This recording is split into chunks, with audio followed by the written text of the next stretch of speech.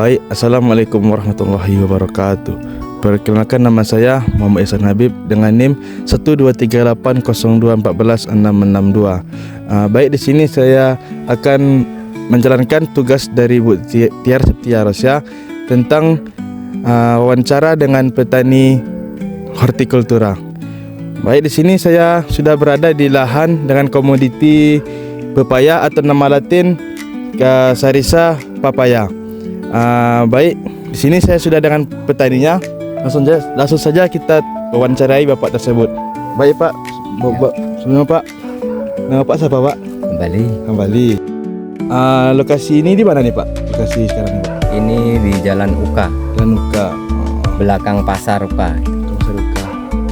Baik, terus Bapak sudah berapa lama Pak nanam pepaya ini Pak? Kurang lebih 1 tahunan lah. 1 tahun. Ya, 1 tahunan lah kurang lebih. 1 tahun ya guys ya. Terus kegiatan pasca panen ini Pak, apa yang Bapak terapkan Pak? Kayak pamanannya itu kapan? Terus ada gak sortasinya gitu Pak? Ini kalau pemanenannya itu 7 bulan udah bisa manen. Perawatannya itu ya dikasih pupuk sebelum nanam, itu kasih pupuk sekam dulu. Kalau penyemprotan nggak ada. Cuma yang penting intinya bawah itu harus bersih lah. Dari rumput-rumput itu harus bersih. Terus siap dipanen tuh Pak, ada gak disortasi dulu Pak? Gak ada lah, itu ibaratnya kita itu udah ada pedagangnya sendiri. Udah datang sendiri pedagangnya itu. Kita kalau jual itu mainnya kilo, bukan biji, mainnya kilo. Kalau siap panen tuh Pak, ada gak disimpan dulu baru ke apa tuh? Atau langsung? Langsung nggak pernah nyimpan.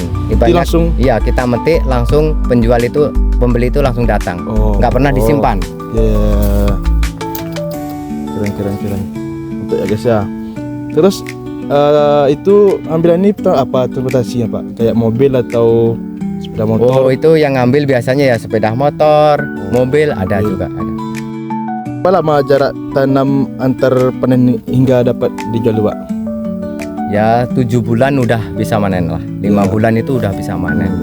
Sampai 4 bulan itu 14 bulan masih bisa manen. Sebenarnya tuh Pak. Tapi udah tinggi. Udah. Batangnya udah tinggi kalau kalila tuh Pak. Ya. Terus Pak, ada nggak keuntungan ini Pak atau manfaat yang Bapak rasakan? Ya. Bila melaksanakan pasca panen itu Pak? Adalah keuntungannya itu ada, pasti ada. Kerugiannya juga ada. Apa contohnya itu Pak? Kerugiannya mungkin dimakanin burung lah. Kalau panennya telat, ya hama. Ya. Kalau keuntungannya Pak? Ya keuntungannya kita itu mudah lah. Ibaratnya kita nanam itu kan cuma 1 kali kan. Iya. Kita manen berapa kali aja. Terus kayak kerugian tadi Pak, apalagi Pak yang apa Pak tuh Pak? Nggak ada lah, mungkin cuma batang itu kebanyakan buah roboh, itu biasa rugi lah itu. Cuma itu aja. Baik Pak, ini yang terakhir nih Pak, jelaskan perubahan apa saja yang terjadi Pak pada pepaya ini Pak. Cuaca lah, kalau kebanyakan hujan itu biasanya itu banyak yang layu lah. Layu? Ya, kalau batangnya itu tenggelam itu banyak yang layu. Berarti tidak ada perubahan Pak? Nggak ada. Waktu panen sampai ke konsumen? Iya, nggak ada perubahan itu. Hanya itu hasil wawancara dari tanaman hortikultura yaitu pepaya, dan dikeluar dari video ini karena setelah ini akan ada video wawancara tentang tanaman hortikultura dengan komoditi bayam hijau. Langsung saja. Bismillahirrahmanirrahim. Assalamualaikum warahmatullahi wabarakatuh. Perkenalkan, nama saya Muhammad Jefriza Satrio Budi dengan NIM 12380210420. Nah, di sini saya akan mewawancarai petani itu dengan komunitas hortikultura, yaitu berupa bayam hijau atau dengan nama latinnya Amaranthus hybridus. Lokasinya ini berada di Jalan Uka, Simpang Baru. Nah, sama-sama kita tengok teman-teman, di sini terdapat banyak bayam hijau yang sudah ditanam oleh Bapak tadi. Nah, di sini saya langsung mewawancarainya untuk mempersingkat waktu. Baik Pak, saya akan mewawancari Bapak ya. Dengan nama saya Pak Ambali. Nama Bapak Ambali. Bapak Ambali ini sudah berapa lama Pak ya Bapak ini menjadi petani bayam hijau ini? Sekitar 1 tahunan. sudah tahunan. Nah, lama juga ya teman-teman ya. Baik Pak, untuk pertanyaan selanjutnya,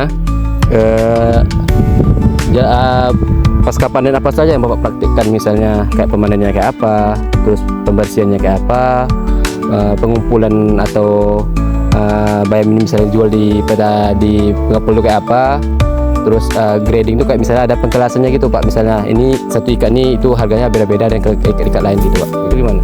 Beda, kalau dibeli sama pengecer itu 1.000 lebih, kalau toke itu kurang lebih 1.000. Kalau untuk pemanennya itu kayak apa Pak? Kalau pemanenannya dicabut, setelah itu diikat. Kalau misalnya gulmanya tuh, kalau misalnya ada gulma-gulma ini, kalau dicabut atau misalnya kau pakai herbisida tuh gimana? Dicabut aja, nggak usah pakai herbisida. Berarti manual ya Pak ya? Ya, manual. Oke. Berapa lama jaraknya antara panen hingga bayam ini dijual ke tangan konsumen Pak? Sekitar 15 hari, 20 hari udah bisa panen. Iya, singkat waktu itu ya Pak ya? Udah bisa panen. Nah, keuntungan apa saja atau manfaat yang Bapak rasakan menjadi petani bayam hijau ini ketika sampai penanganan ketika pasca panen? Perawatannya itu sangat mudah. Setelah itu dalam satu petak itu bisa nyampe sekitar 400 ikat lebih. Dalam satu ikat tuh biasa Bapak jual dengan harga berapa Pak? 1.000 lebih itu. Biasanya sekali jual tuh total yang Bapak dapatkan atau keuntungannya berapa tuh? Ya hampir separuh lah, lebih lah. Sorry. Berarti ada keuntungan lebih besar itu ya Pak ya? Masih ya.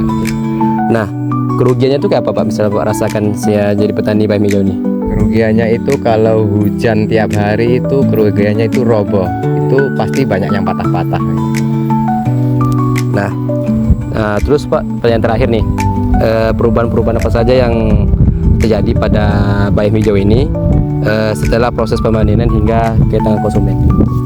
Perubahannya maksudnya cuaca lah itu. Nah, ya cuaca. Cuaca itu. Jadi kayak cuaca ini misalnya kayak apa nih Pak? Cuaca kalau ibaratnya tiap hari hujan itu kayaknya banyak yang busuk bayam itu. Itu Banyak yang busuk, banyak yang tumbang. itu nanti turun harga gitu Pak? Turun harga itu, pasti turun harga. Nah, oke lah teman-teman, begitulah hasil wawancara singkat pada siang hari ini. Terima kasih kepada Bapak Ambali.